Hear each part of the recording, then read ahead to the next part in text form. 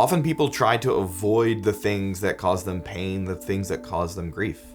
We don't like to say that we're in pain. We at funerals, we explain away people's death and saying, well, now they're in a better place now. They're no longer suffering. But in the Beatitudes, Jesus tells us, blessed are those who mourn, for they shall be comforted.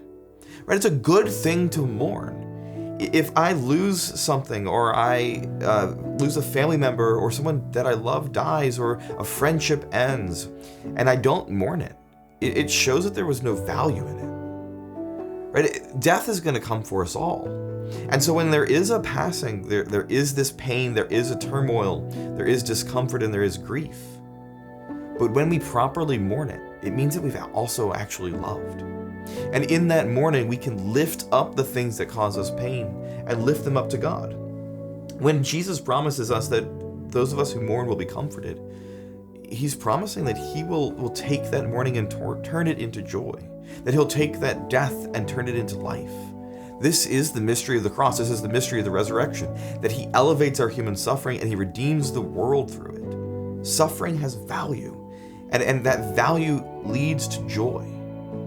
So when you are tempted to explain away your grief or to ignore your state of mourning, instead, grab hold of it. Right? Mary followed Christ to the cross, and every step of the way on his passion, even standing there at the foot of the cross as he expires, Mary mourns the loss of her son. But in that mourning, she gives new life into the church. In taking John into her home and her into John's home at the foot of the cross, she becomes the mother of all. It's in her mourning that she gives to the church what the church needs. And so when we mourn knowing that we will be comforted by being shown joy later, by that pain giving way to redemption. So when we mourn, we find joy.